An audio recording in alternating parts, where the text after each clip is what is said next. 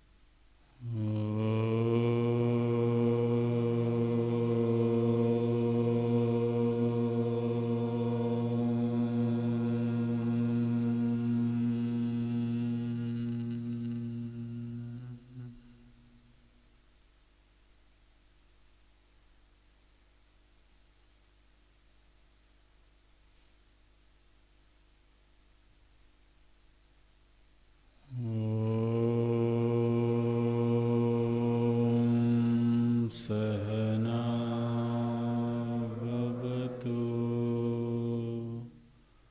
सहनो भुनक्तु सह वीर्यं करवावहै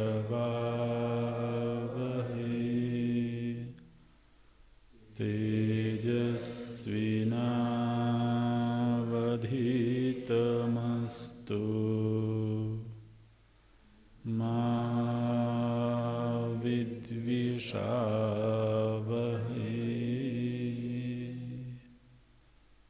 ॐ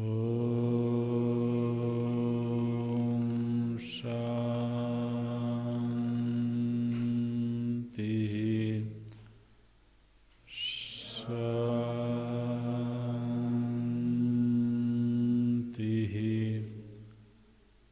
शान्ति।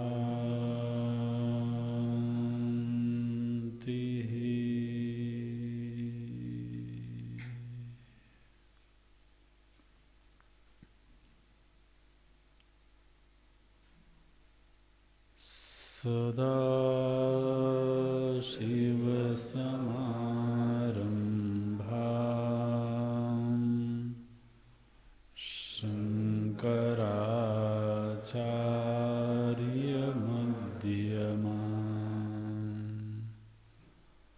अस्मदाचार्यपर्यन्ताम् वन्दे गुरुपरम्पराम्।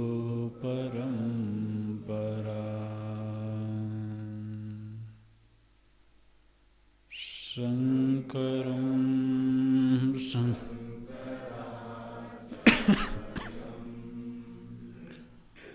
केशवं वादरायणम्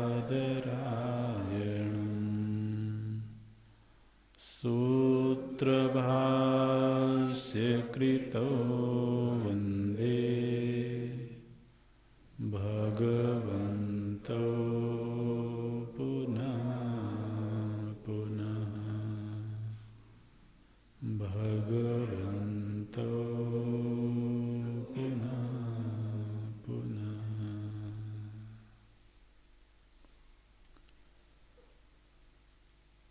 ॐ आप्यायन्तु ममाङ्गानि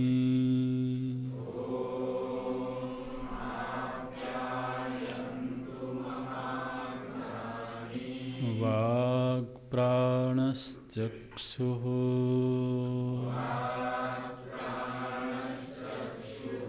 श्रोत्रमथो बलमिन्द्रियाणि च सर्वाणि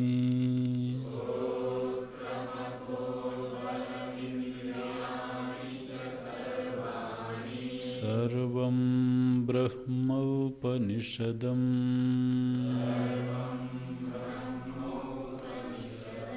माहं ब्रह्म निराकुर्याम्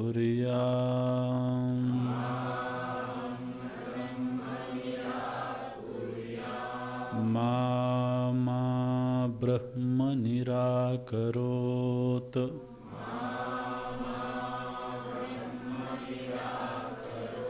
अनिराकरणमस्त्वनिराकरणं मेस्तु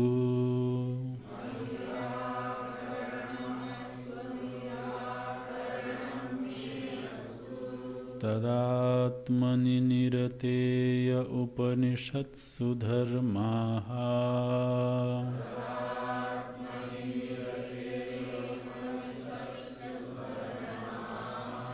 ते मयि सन्तु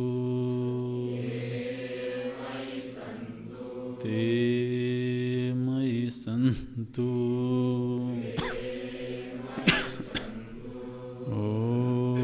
शांति शांति शांति।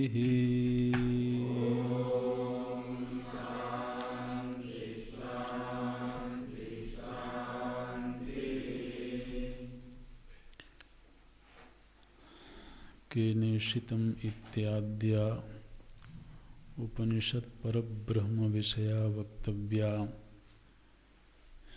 इति नवमस्य अध्यायस्य आरम्भः।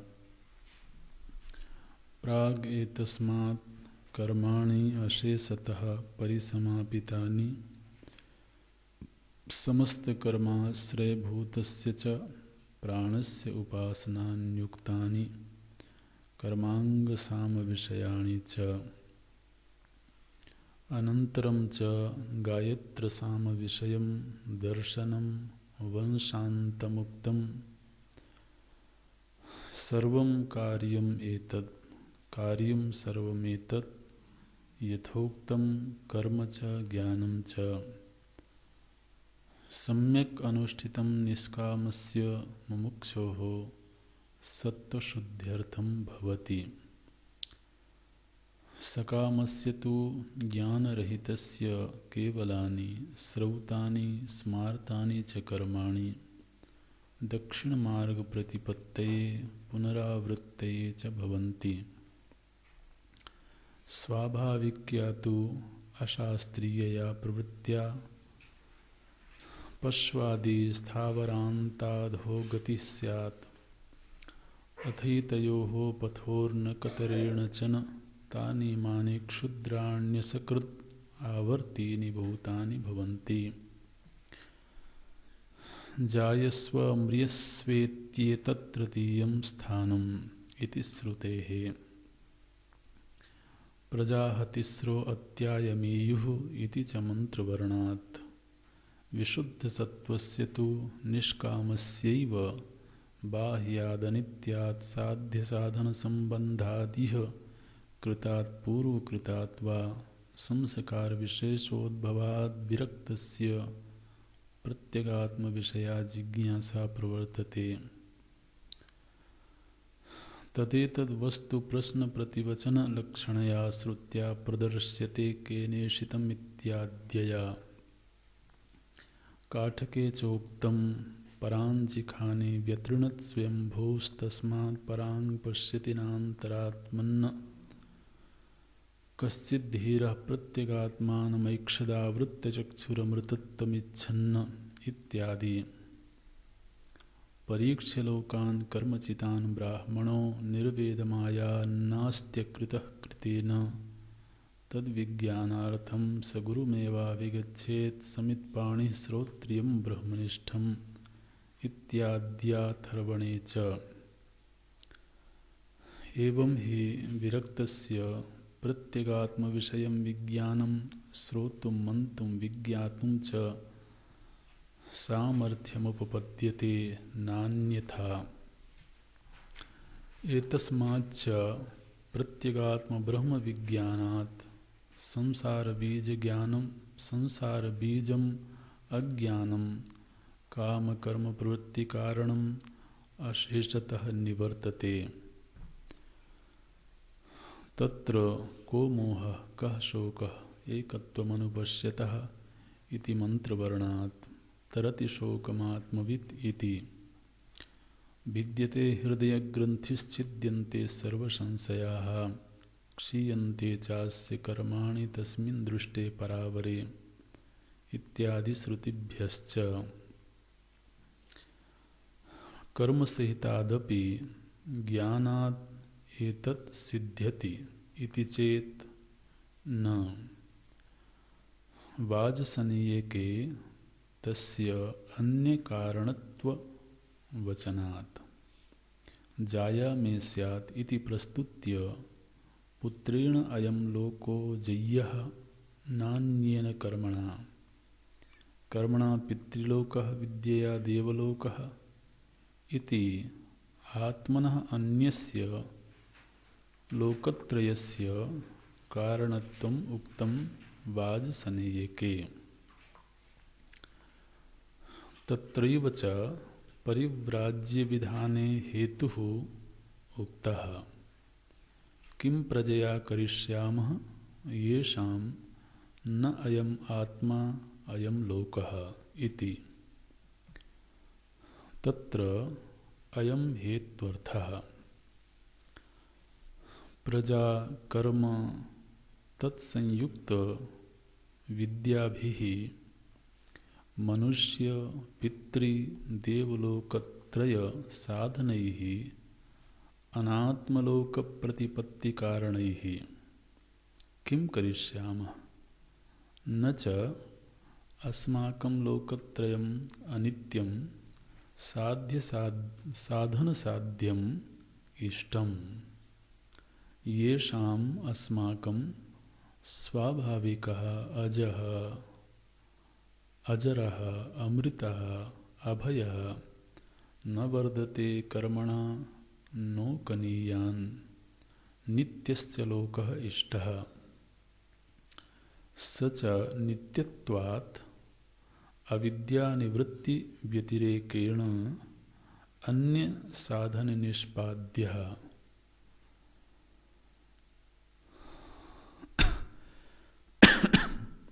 स च नित्यत्वात् न अविद्यानिवृत्ति व्यतिरेकेण अन्य साधन निष्पाद्यः तस्मात् प्रत्यगात्म ब्रह्म विज्ञान पूर्वकः सर्व एषणः संन्यासः एव कर्तव्यः इति। कर्म सहभावित्व विरोधाच्च प्रत्यगात्म ब्रह्म विज्ञानस्य न हि उपात्तकारक फलभेद विज्ञानेन कर्मणा प्रत्यस्तमित सर्वभेद दर्शनस्य प्रत्यगात्म ब्रह्म विषयस्य सहभावित्वम् उपपद्यते। वस्तु प्राधान्ये सति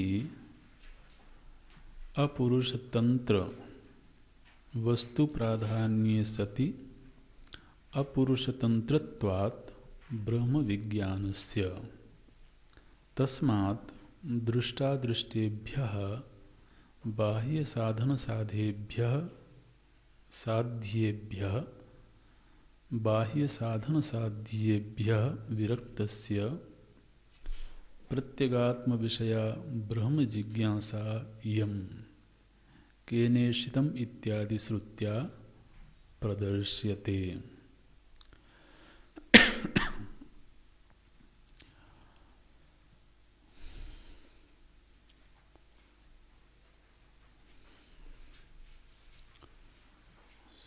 कार्यम सर्वम एतत्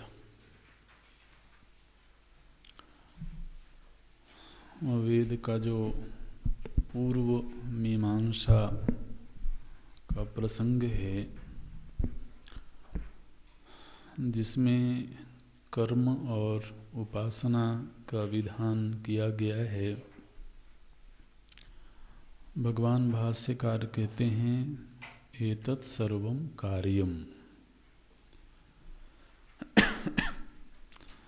ये सब करणीय है। जो भी कर्मकांडात्मक अनुष्ठान है वह प्रत्येक व्यक्ति को करना चाहिए। कार्यम सर्वम एतत्, ज्ञानम च कर्म च, कर्म च ज्ञानम च। और जब कोई निष्काम भाव से सम्यक प्रकार से कर्तव्य कर्मों का और उपासना का अनुष्ठान करता है, तो उसको जो प्रत्यक्ष लाभ प्राप्त होता है वो है सत्व शुद्धि, हृदय की निर्मलता, अंतःकरण की शुद्धि। और आध्यात्मिक साधक के लिए यह बड़ा लाभ है। अंतःकरण की शुद्धि हुई माने क्या हुआ, उसका जो स्वाभाविक ज्ञान और कर्म है, स्वाभाविक कर्म रूपी जो मृत्यु है, उससे वो पार हो गया। अविद्यया मृत्युम तीर्त्वा, तो मृत्यु शब्देन स्वाभाविकम कर्म ज्ञान, तो जो नैसर्गिक संवेग हैं वो पाशविक हैं, वो बहिर्मुखी बनाने वाले हैं। आत्मवस्तु अंतरंग है, स्वाभाविक प्रवृत्तियां बहिर्मुखी बनाती हैं। इसलिए अगर कोई आत्मवस्तु का जिज्ञासु है तो उसे अंतर्मुखी होना ही होगा। हमने अगर वो गहरी उपासना करके देवलोक की प्राप्ति कर ले, तब भी यह बिल्कुल ज़रूरी नहीं है कि उसकी बहिर्मुखता समाप्त हो जाएगी। माने दिव्याति दिव्य लोकों की प्राप्ति होने पर भी उसकी बहिर्मुखता समाप्त नहीं होती है। और आत्मवस्तु तो अंतरंग है, सर्वांतर है। इसलिए अंतर्मुखी होने के लिए स्वाभाविक ज्ञान से, स्वाभाविक कर्म से, स्वाभाविक संवेगों से तो बाहर निकलना होगा। इसलिए ये देवलोक की प्राप्ति से कहीं ज़्यादा बड़ा फल है सत्व शुद्धि। निष्कामस्य, जो निष्काम भाव से सम्यक प्रकार से अनुष्ठान करता है, तो वो मुमुक्षु है। उसको अंतःकरण की निर्मलता रूपी फल प्राप्त होता है, जो देवताओं को भी सुलभ नहीं है। देवयोनि प्राप्त होने पर भी बहिर्मुखता अपनी जगह बनी हुई है। इसीलिए वहाँ ऐश्वर्य है, ऐश्वर्यों का उपभोग है, आत्मवस्तु का लाभ नहीं है वहाँ। इसलिए जो कर्म का श्रेष्ठतम लाभ है वो तो यही है। और यदि कोई वैदिक कर्म करता है उपासना रहित होकर के और सकाम भाव से करता है, तो उसे भी श्रेष्ठ लोकों की प्राप्ति होती है। वो पुनरावर्ती लोक हैं। तो मार्ग तो दो ही हैं। अगर कोई चलता है तो उसके लिए मार्ग दो ही हैं।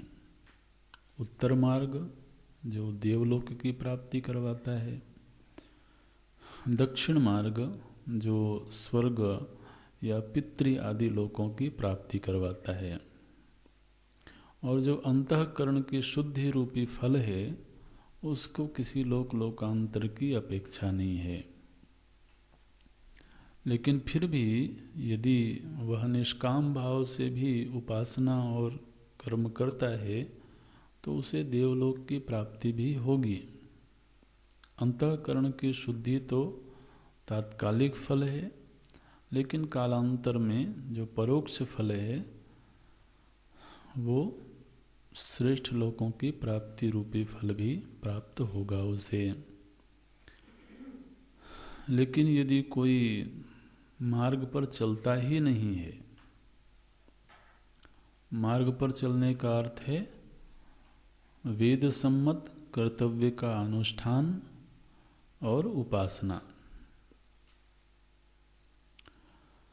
अब यदि कोई मार्ग पर चलता ही नहीं है तो भगवान कहते हैं कि फिर वो अशास्त्रीय जीवन जीता है, और उसका जो अशास्त्रीय जीवन है वो उसे पश्चाद योनियों में ले जाता है।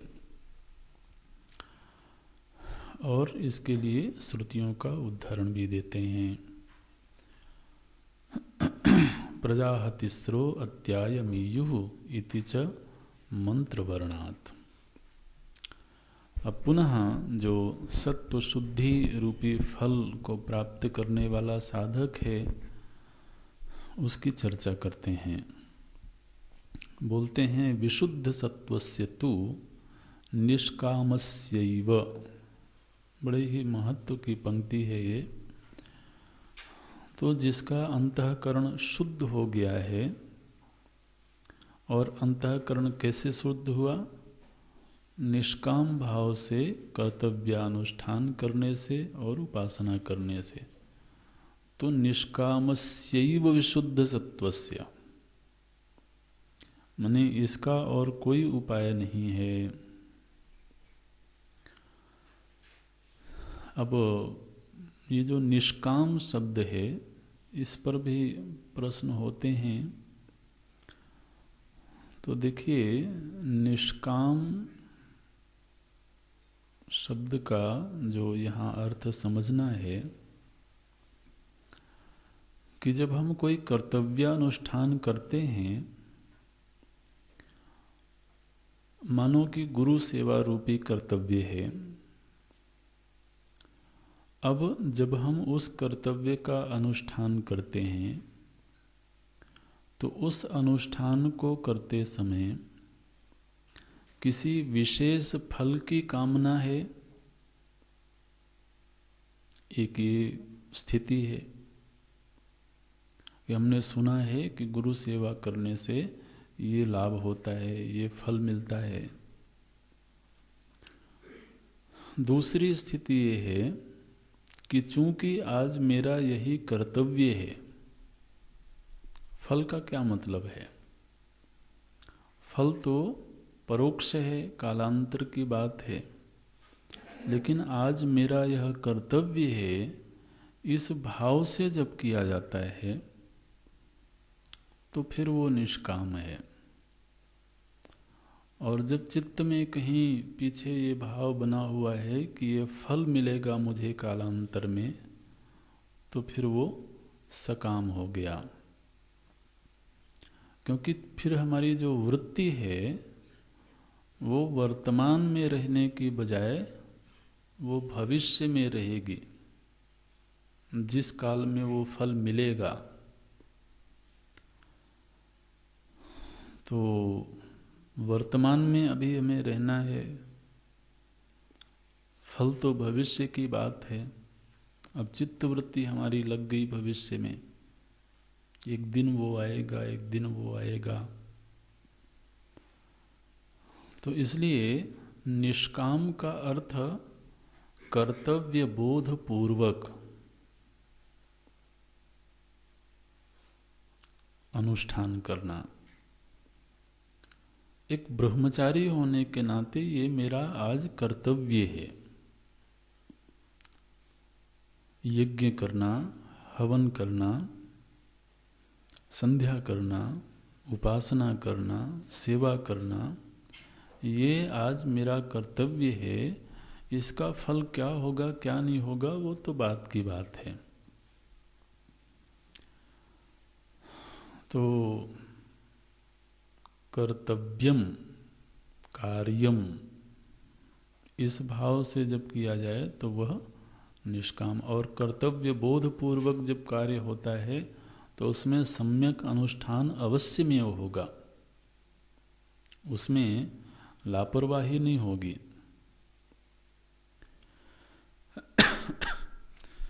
इसी तरह से उपासना करना ये मेरा कर्तव्य है। चूँकि मैं प्रभु का हूँ, इसलिए उनकी सेवा में प्रस्तुत होना ये मेरा नैतिक दायित्व है, ये मेरा कर्तव्य है। उसका फल रूप जो ऐश्वर्य आदि की प्राप्ति है, अणिमादि ऐश्वर्य की प्राप्ति है, उसकी कौन परवाह करता है? वो मिले तो मिले, नहीं मिले तो नहीं मिले, ध्यान ही नहीं है उधर। उसको तो केवल ध्यान इस बात में है कि चूंकि मैं उनका हूँ और जिस तरीके से मेरे अंग मेरे प्रति समर्पित हैं, मेरी सेवा में प्रस्तुत हैं, इसी तरह से मैं उनका अंग होने के नाते, उनका होने के नाते उनके प्रति समर्पित रहूं, कर्तव्य परायण रहूं, इस बोध के साथ ही वो करता है। वो निष्कामस्यैव सत्व शुद्ध सत्वस्य तो निष्कामस्यैव प्रत्यगात्म विषया जिज्ञासा प्रवर्तते। ये एक छोटा वाक्य बनाएंगे, तो वाक्य लंबा है लेकिन टुकड़े टुकड़े में तो समझेंगे। शुद्ध सत्वस्य तो निष्कामस्यैव जिज्ञासा प्रवर्तते। ऐसे निर्मल अंतःकरण वाले व्यक्ति के हृदय में ही जिज्ञासा की उत्पत्ति होती है। जिज्ञासा माने ज्ञातुम इच्छा, जानने की इच्छा। ज्ञातुम इच्छा इति जिज्ञासा। तो जिज्ञासा प्रवर्तते, जिज्ञासा उत्पन्न होती है। तो अब जिज्ञासा कहाँ उत्पन्न होती है? किसी पेड़ में उत्पन्न होती है क्या? जिज्ञासा तो एक तरह की इच्छा है, तो इच्छा उत्पन्न होती है हृदय में। लेकिन किस हृदय में? बोले विशुद्ध सत्वस्य। तो बिल्कुल भगवान भाष्यकार पक्का कर देते हैं कि सभी के मन में जिज्ञासा उत्पन्न नहीं होती है। और मुख्य रूप से किस विषय की जिज्ञासा? अरे दुनियादारी की जिज्ञासाएं तो बहुत उत्पन्न होती रहती हैं। बिल्कुल महाराज, पीछे दरवाजा खटक जाए तो तुरंत जिज्ञासा उत्पन्न हो जाएगी। जरा देख लूं क्या हुआ। तो दुनिया भर की जिज्ञासाएं तो उत्पन्न होती हैं। यहाँ किस जिज्ञासा की बात कर रहे हैं भगवान? बोलते हैं प्रत्यगात्म विषया जिज्ञासा। प्रत्यक आत्मा के विषय में जो जिज्ञासा है वह प्रवर्तते, उत्पन्न होती है। किसके हृदय में? बोले विशुद्ध सत्वस्य। तो अगर किसी का अंतःकरण शुद्ध हो गया तो इतने मात्र से जिज्ञासा उत्पन्न हो गई? बोले नहीं, विरक्तस्य। जिज्ञासा उत्पत्ति से पूर्व वह विरक्त हुआ है।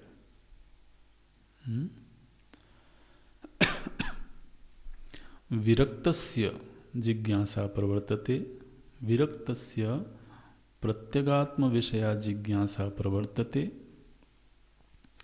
किससे विरक्त हुआ महाराज? बोले बाह्यात अनित्यात। ये विरक्ति का विषय है। किससे विरक्त हुआ है वो? बोले बाह्यात। जो बाह्य है,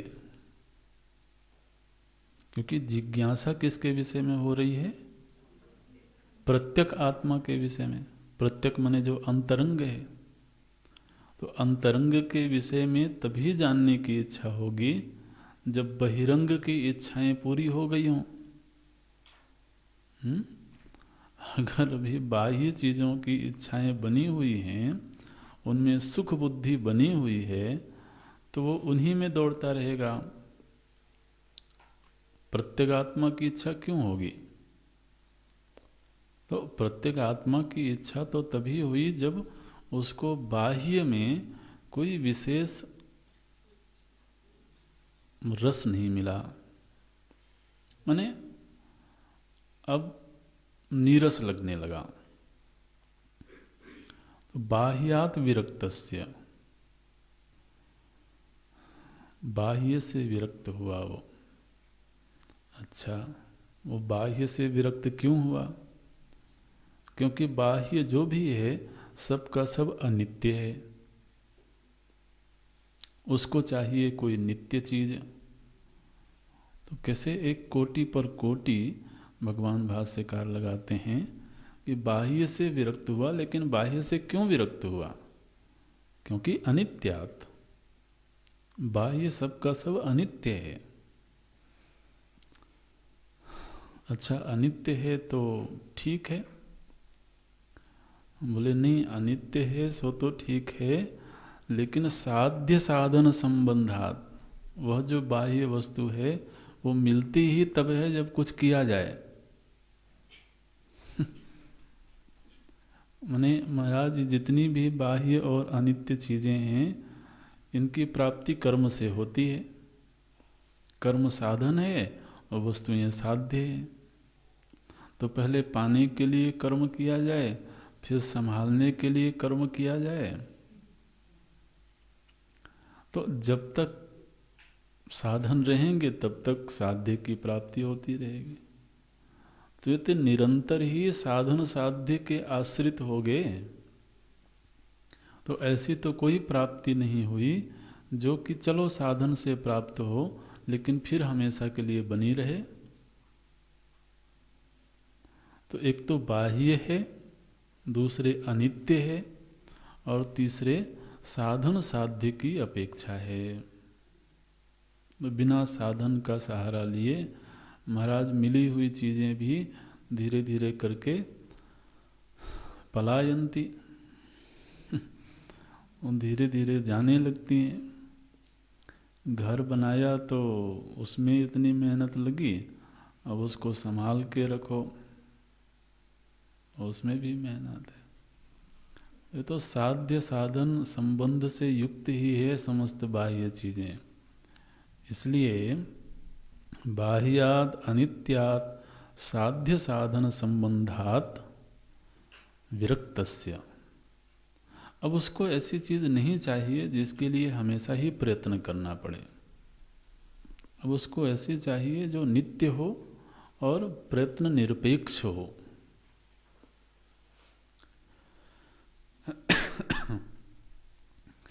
तो उसके मन में जिज्ञासा प्रवृत्त होती है। तो जिज्ञासा प्रवृत्ति से पूर्व जो विरक्ति का भाव आया उसके मन में, वह विरक्ति भाव का भाव आया एक विशेष प्रकार के संस्कार के उत्पन्न होने से।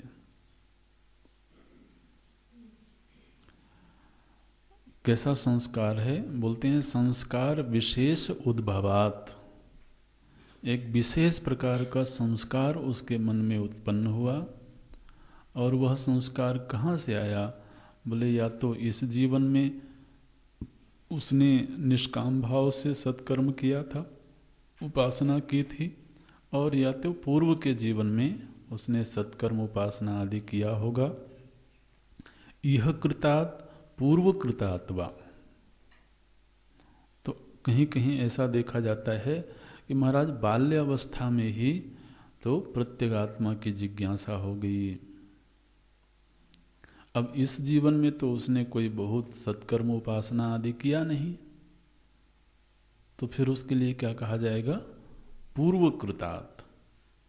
पूर्व में उसने निष्काम भाव से अनुष्ठान किया होगा, साधन भजन किया होगा, इसलिए उसके जो पूर्व के संस्कार हैं वो उसके चित्त में विरक्ति का भाव पैदा करते हैं।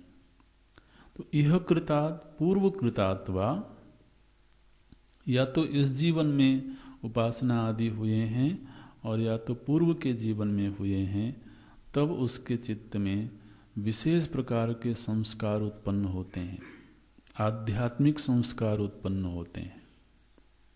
और वही आध्यात्मिक संस्कार उसको बाह्य चीज़ों से विरक्त कर देते हैं।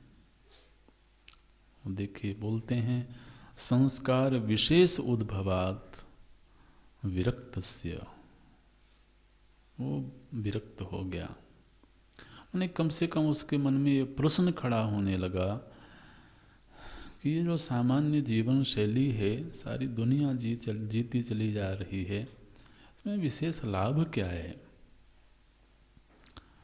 और कहीं वो थोड़ा सा खिन्न होने लगा। और सामान्य जीवन से उसको बहुत रस नहीं मिलता है। दुनिया के लोग कहेंगे पता नहीं क्या हो गया इसको। प्रभु श्री राम जी के मन में परम विरक्ति का भाव पैदा हुआ। महाराज दशरथ को तो भय लगने लगा, पता नहीं हमारे बेटे को क्या हो गया है। बिल्कुल अन्य मनस्क रहते हैं, किसी से मिलना जुलना नहीं, कोई बात नहीं करना, एकांत में रहना। महाराज दशरथ को भय होता है। तो वो गुरु वशिष्ठ जी को और विश्वामित्र जी को बुलाते हैं कि पता नहीं पिछले कुछ दिनों से हमारे अत्यंत प्रिय सुपुत्र को क्या हो गया है, आप जरा जाकर के मिलिए, पूछिए। और महाराज ये गुरुजन गए उनके पास में, उनकी दशा को देखा और आनंद मगन हो गए। तो उधर माता पिता परेशान है और इधर जो गुरुजन है वो बिल्कुल आनंद में है, बहुत सही चल रहा है। वो विरक्तस्य। लेकिन ये तो चूंकि थोड़ा हटके है, सामान्य जीवन से हटके है, तो इसलिए लोग थोड़े परेशान होते ही हैं। लेकिन यही तो आध्यात्मिक मार्ग का द्वार है। बोलते हैं विरक्तस्य संस्कार विशेष उद्भवात्। अब देखिए, ये इसकी कोई व्याख्या नहीं है। कई बार लोग पूछते हैं कि आप अध्यात्म के रास्ते पर कब आए। अरे कैसे बताया जाए भाई कब आए? कोई एक दिन कोई सर्टिफिकेट लिया था क्या? वो तो संस्कार कब से प्रकट होते रहे होंगे, ये तो कैसे कहा जा सकता है।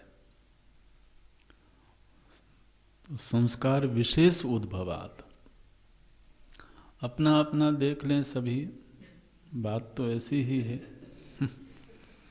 कोई विशेष संस्कार होगा जो सभी के जीवन में नहीं आता होगा, लेकिन ये बात तो सच है, बिल्कुल 100% सच है।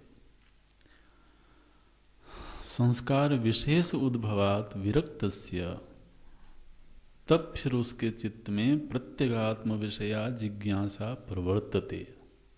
अब देखिए, कई बार हम ये शब्द नहीं दे सकते हैं क्योंकि हमें शब्दों का ज्ञान ही नहीं होता है।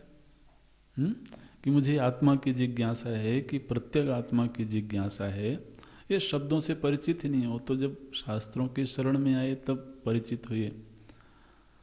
लेकिन ये बात तो जरूर है कि जो बाह्य चीजें जिनमें सारी दुनिया रममाण है, उनमें विशेष रस नहीं मिला। तो बोलते हैं प्रत्यगात्म विषया जिज्ञासा प्रवर्तते,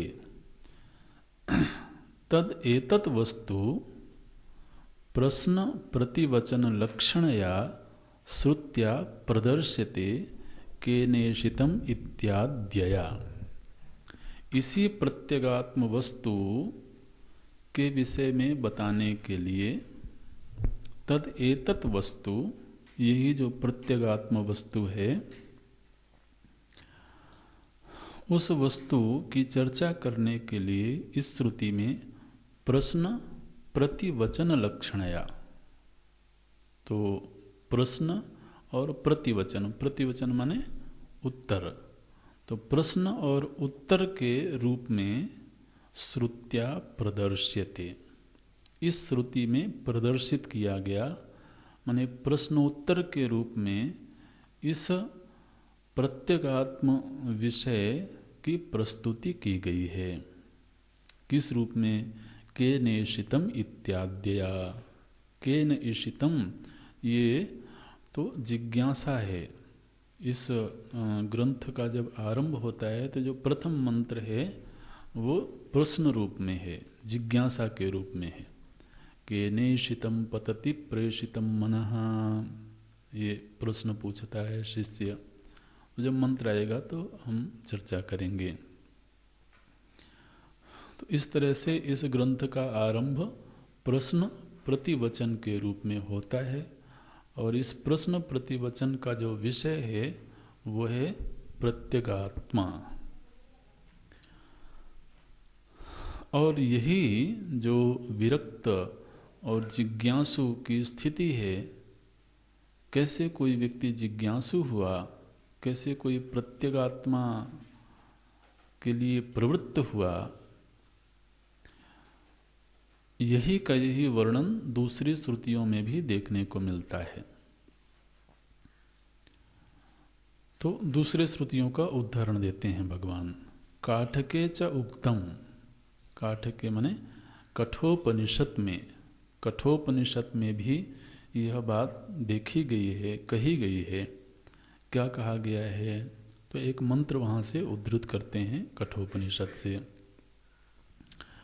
परांचिखानि व्यतृणत् स्वयंभूः तस्मात् परांग पश्यति नान्तरात्मन् कश्चित् धीरः प्रत्यगात्मानम् ऐक्षत आवृत्य चक्षुः अमृतत्वम् इच्छन्न इत्यादि। यह मंत्र कठोपनिषद का है, बड़ा प्रसिद्ध मंत्र है। वहाँ पर श्रुति माता ने कहा कि परांचिखानि, आज के दिन जो हमारी इंद्रियां हैं वो बहिर्मुखी हैं। खानी, खानी माने इंद्रियाणी। तो खम आकाश, ख का अर्थ आकाश होता है। तो आकाश आदि से उत्पन्न जो सूक्ष्म शरीर है, इंद्रियां हैं, तो वो इंद्रियां कैसी हैं? तो वहाँ पर श्रुति ने कहा परांची। परांची का अर्थ है बहिर्मुखी हैं। तो जैसे प्रत्यक होता है अंतरंगता के लिए, ऐसे ही पराग होता है बहिरंगता के लिए। तो परांची खानी, ये जो हमारी इंद्रियां हैं ये बहिर्मुखी हैं। किसने बहिर्मुखी बनाया इनको? बोले स्वयंभू ने। इन इंद्रियों को बहिर्मुखी किसने बनाया? बोले स्वयंभू परमात्मा ने बनाया। तो स्वयंभू परमात्मा ने इन इंद्रियों को बहिर्मुखी बना करके क्या किया? बोले हमको बर्बाद कर दिया।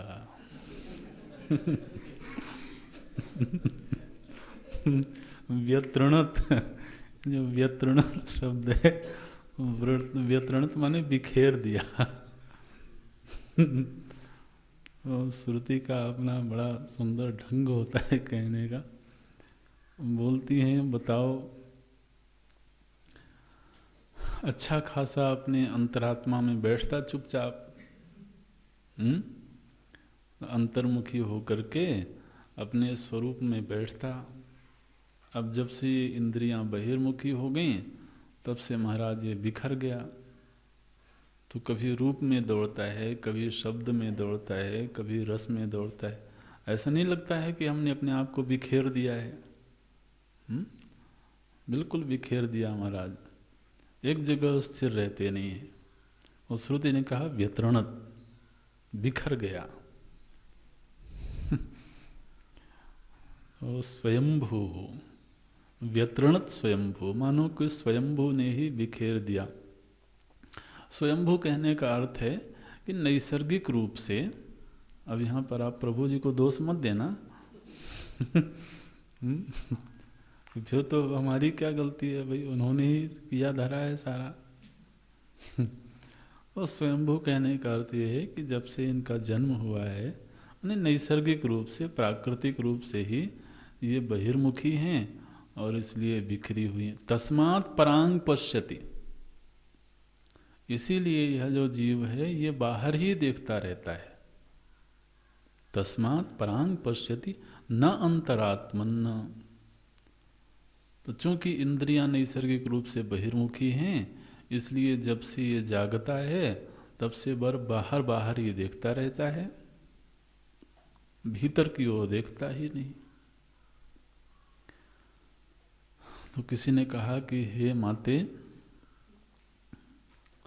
या सभी लोग ऐसे ही हैं? बोले नहीं नहीं, कुछ थोड़े हटके भी हैं, कुछ बहुत थोड़े होंगे, गिने चुने लोग होंगे, लेकिन कुछ इस नैसर्गिक व्यवस्था से अलग भी हैं।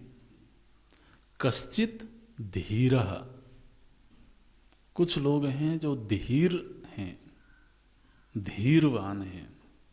धीर का मतलब है कि बाहर की विषय तो उसको बाहर खींच रहे हैं, धियम राति विषयेभ्यः, तो बाहर के विषय तो उसको खींचते हैं, लेकिन उसके पास में सामर्थ्य है कि वह अपने आप को रोक लेता है। कश्चित धीरः प्रत्यक आत्मानम ऐक्षत, कोई कोई धीर पुरुष है जो प्रत्यक आत्मा को देखता है। और बाकी सब लोग कैसे हैं? परांग पश्यति, बाहर की ओर देखते हैं। लेकिन कश्चित धीरः प्रत्यगात्मानम ऐक्षत, कोई कोई धीर पुरुष है जो प्रत्यक आत्मा का दर्शन करता है। उपाय क्या है, क्या साधन अपनाया है उसने? तो श्रुति ने वहां पर दो साधन बताए। आवृत्त चक्षु अमृतत्वम इच्छन्न, एक तो उसने अपने नेत्र बंद कर लिए हैं, नेत्र बंद कर लिए हैं मतलब अपनी इंद्रियों को संयमित कर लिया है, आवृत्त चक्षु। और दूसरा अमृतत्वम इच्छन्न, उसके अमृत वस्तु की इच्छा है। और अमृत वस्तु तो इंद्रियों के द्वारा प्राप्त हो नहीं सकती है, तो उसके मन में इच्छा है अमृत वस्तु को पाने की। और उसने बार बार ये देखा कि इंद्रियों से अमृत वस्तु की प्राप्ति नहीं हो सकती है, इसलिए आवृत्त चक्षु, अपनी इंद्रियों को संयमित करके और अमृत को पाने की तीव्र लालसा है, इसलिए अब वह बाहर देखना बंद करके अब प्रत्यक आत्मानम ऐक्षत। यह बात कठोपनिषद की श्रुति में कही गई है इत्यादि। फिर एक दूसरे श्रुति का भी उदाहरण देते हैं। परीक्ष्य लोकान कर्मचितान ब्राह्मणः निर्वेदमायात् न अस्ति अकृतः कृतेन तद्विज्ञानार्थं स गुरुमेवाभिगच्छेत् समित पाणिः श्रोत्रियं ब्रह्मनिष्ठम् इत्यादि आथर्वणे। अथर्व वेद की श्रुति है मुंडक उपनिषद। तो मुंडक उपनिषद में यह मंत्र आया, श्रुति ने यह बात कही। क्या कहा वहाँ पर? बोलते हैं परीक्ष्य लोकान कर्मचितान ब्राह्मणः। तो जो ब्राह्मण है उसने लोकों की परीक्षा की। ब्राह्मण माने आत्मविद्या का जिज्ञासु, तो जिसके अंदर शमदम आदि संपत्तियां हैं, ऐसा जो ब्राह्मण है उसने परीक्ष्य लोकान, उसने जीवन जिया और लोकों की परीक्षा की, भोगों की परीक्षा की। कैसे जीवन जिया? बोले कर्म करते हुए।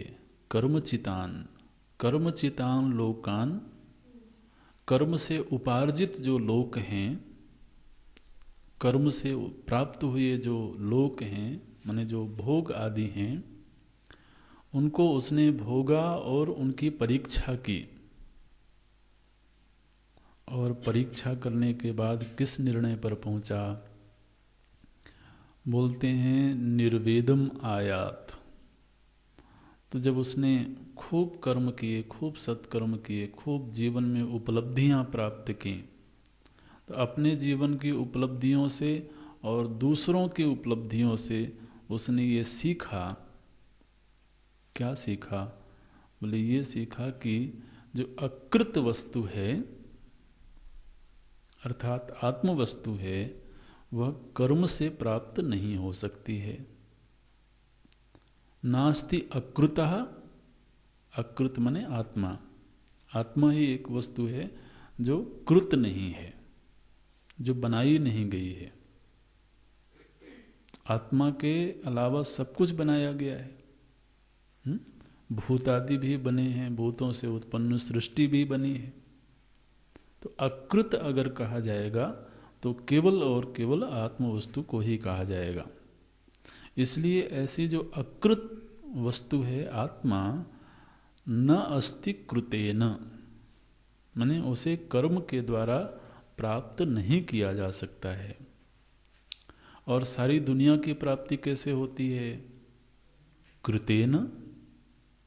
तो इसलिए फिर वह निर्वेदम आयात, उसके चित्त में निर्वेद आ गया कि फिर तो हमको अकृत वस्तु चाहिए जो कर्म से प्राप्त नहीं हो सकती है। तो फिर वह कर्म से विरक्त हो गया। तो परीक्ष्य लोकान कर्मचितान ब्राह्मण निर्वेदम आयात न अस्ति अकृतः कृतेन। और जब इस निर्णय पर वह पहुंचा तो फिर उसको क्या करना चाहिए? बोले तद विज्ञानार्थम। तद विज्ञानार्थम माने उस अकृत वस्तु को जानने के लिए, उस अकृत वस्तु को पाने के लिए सह गुरुम एव अभिगच्छेत,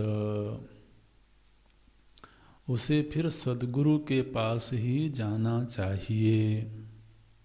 ये श्रुति ने आदेश दिया। यदि किसी ने लोकों की परीक्षा की और वहाँ से विरक्त हुआ, उसे नित्य वस्तु की चाहत पैदा हुई, तो फिर गुरुम एव अभिगच्छेत, उसको सद्गुरु के पास ही जाना चाहिए।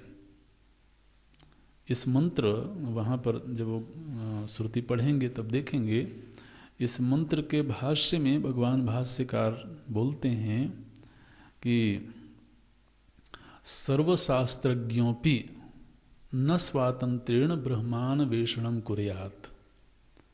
बोले कि वो समस्त शास्त्रों का ज्ञाता हो, इसके बावजूद उसको स्वतंत्र रूप से ब्रह्म तत्व की खोज नहीं करनी चाहिए। न स्वातंत्रेण ब्रह्मान्वेषणम कुर्यात्। ये गुरुम एव अभिगच्छेत, श्रुति ने क्या कहा? गुरु के पास ही एव लगाया यहाँ पर। गुरु के पास जाकर के ही उस अकृत वस्तु की खोज करनी चाहिए। ऐसी शर्त क्यों लगाई गई? क्योंकि वह वस्तु श्रवण से प्राप्त होती है और अकेले रह करके तो कैसे श्रवण होगा। इसलिए यहाँ पर श्रुति ने कहा सह गुरुम एव अभिगच्छेत। और गुरु के पास क्यों जाएं? बोले तद विज्ञानार्थम, उस वस्तु को जानने के लिए। माने गुरु के पास जाने का एक प्रयोजन है। अच्छा, कैसे जाएं? बोले समित पाणी ही, हाथ में समिधा लेकर के जाएं। तो अब गुरुजी यज्ञ करते हैं, हवन आदि करते हैं, तो उनको हवन सामग्री की जरूरत पड़ेगी। तो ये कहने का एक ढंग है कि वो जब समित पाणी होकर के जाते हैं तो वो अपरोक्ष रूप से ये सिद्ध करते हैं कि हम आपकी सेवा में प्रस्तुत हैं। उनकी सेवा में प्रस्तुति को दिखाने के लिए श्रुति ने कहा समित पाणी, हाथ में समिधा लेकर के गए और उनके चरणों में रख दिया। तो उनको ये बात पता लग गई बिना कहे ही कि यह शिष्य सेवा में समर्पित है और सेवा वृत्ति पूर्वक ही फिर आत्मवस्तु की प्राप्ति होती है। इसलिए समित पाणी भूत्वा गुरुम एव अभिगच्छेत। कैसे गुरु के पास जाना चाहिए? बोले श्रोत्रियम ब्रह्मनिष्ठम, जिन्होंने गुरु परंपरा से विद्या की प्राप्ति की हो और जिनका जो आचरण है वह शास्त्र सम्मत हो, इसको बोलते हैं श्रोत्रियम ब्रह्मनिष्ठम गुरुम एव अभिगच्छेत। ऐसे गुरु के पास जाना चाहिए। इत्याद्याथर्वणे च, ऐसा अथर्व वेद के श्रुति में कहा गया है। तो जब यहाँ तक की स्थिति हो गई, जब कोई व्यक्ति इतना योग्य हो गया, अब अगली पंक्ति फिर से महत्व की है, इसको भी अंडरलाइन कर लेना। एवं ही विरक्तस्य, ऐसा जो विरक्त पुरुष है, अब वह कोई साधारण व्यक्ति नहीं है, बिल्कुल साधारण नहीं है, वो दूसरों से अलग हो गया। अरे कितने लोगों को ये जिज्ञासा पैदा होती है, बहुत थोड़े होते हैं, और जो थोड़े होते हैं उनमें से भी कितनी तीव्र होती है जिज्ञासा, ये भी सबका अलग अलग है।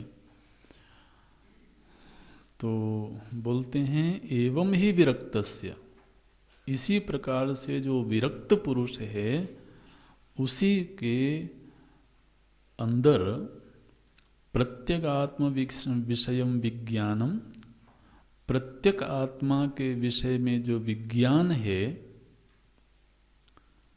उसको सुनने की सामर्थ्य पैदा होती है।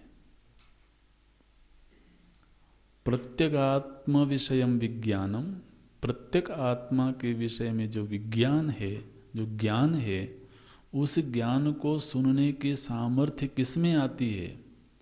बोले एवं ही विरक्तस्य, जो इस तरीके से विरक्त हुआ है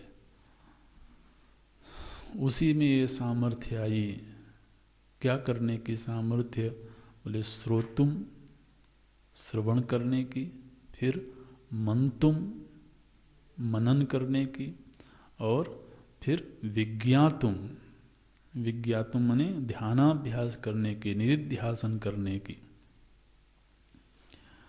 तो प्रत्यगात्म विषयम विज्ञानम, प्रत्येक आत्म विषय में जो ज्ञान है उसको सुनने की, उस पर मनन करने की और उस पर ध्यान करने की च सामर्थ्यम उपपद्यते, सामर्थ्य पैदा होती है। तो आप देखिए महाराज, श्रवण के लिए भी बहुत सामर्थ्य चाहिए। भगवान भाष्यकार कहते हैं कि जो असमर्थ लोग हैं वो श्रवण नहीं कर सकते। लोग कहेंगे कि अरे इसमें कौन सी सामर्थ्य चाहिए, बैठ के सुनना ही तो है। तो बैठ के सुनो, फिर देखते हैं कितने दिन सुनते हो। जनाः पलायन्ति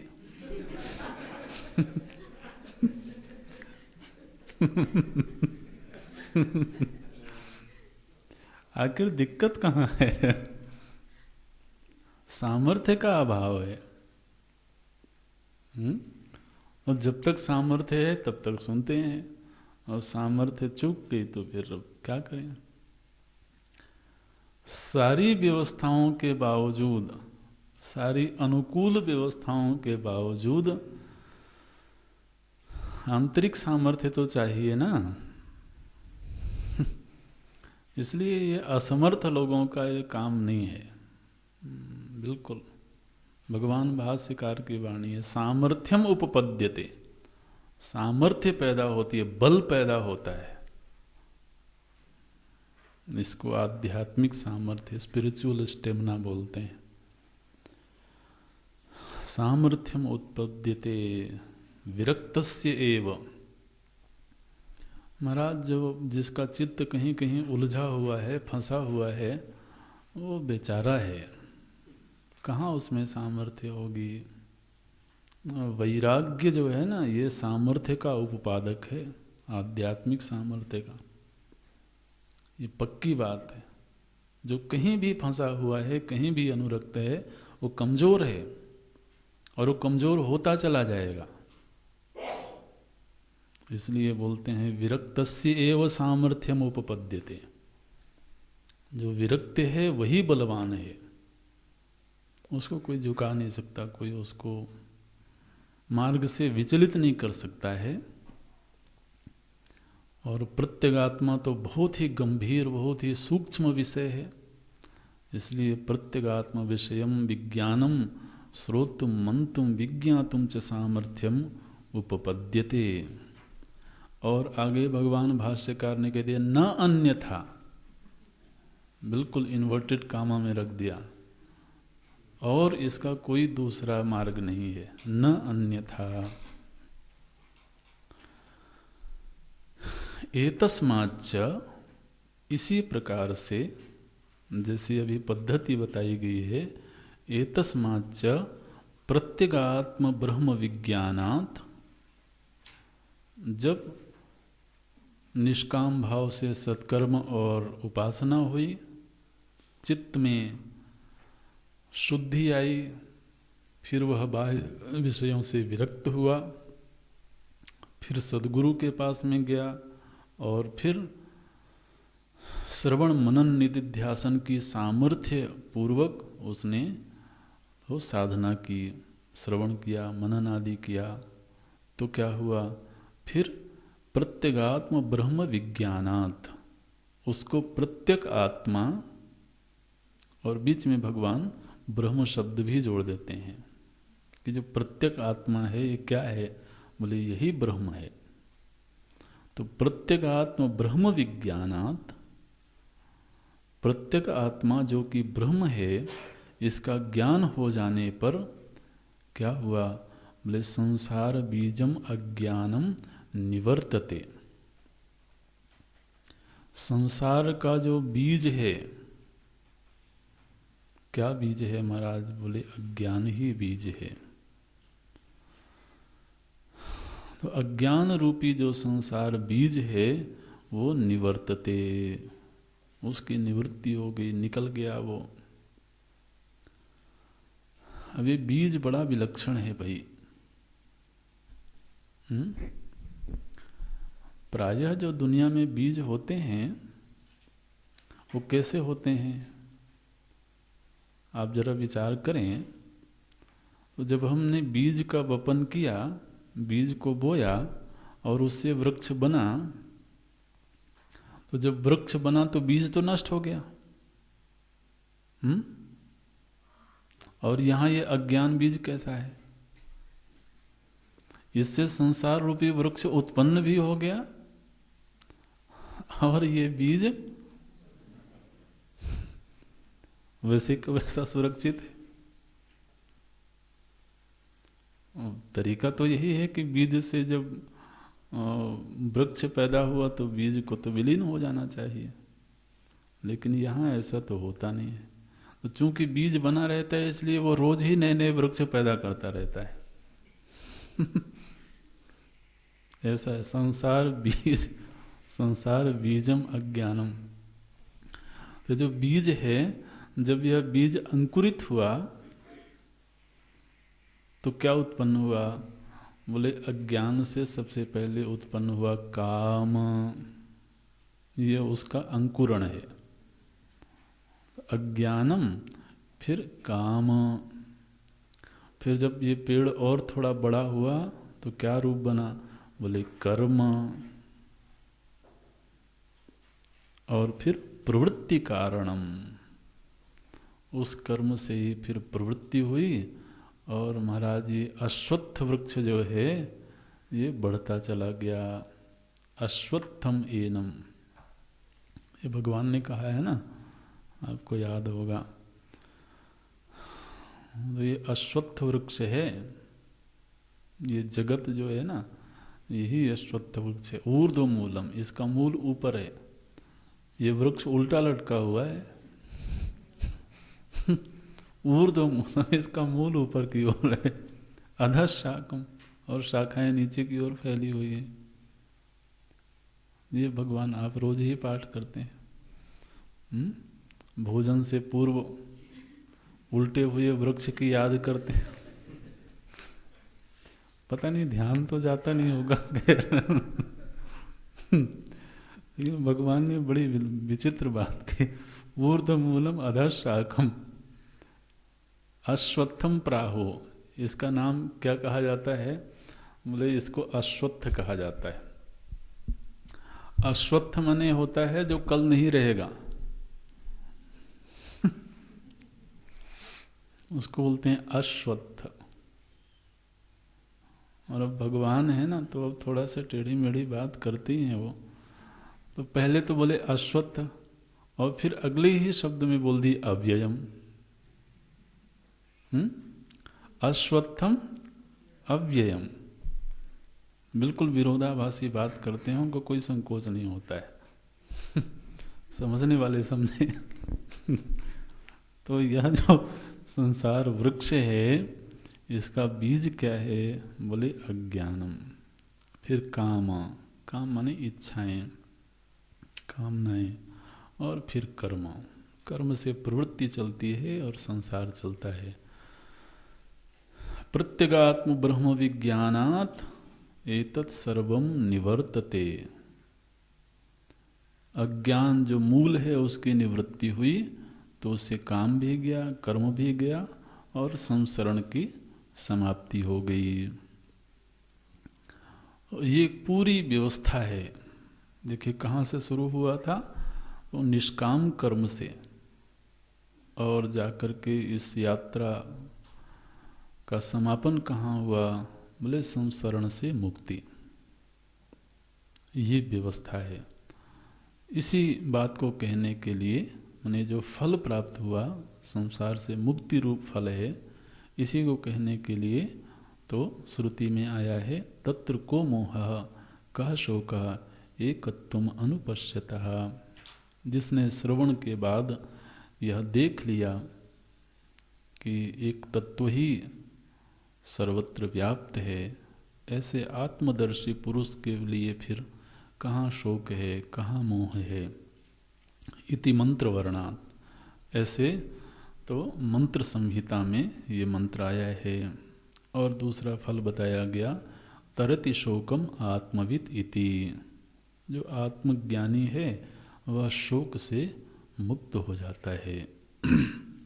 और फिर श्रुति में आया भिद्यते हृदय ग्रंथि।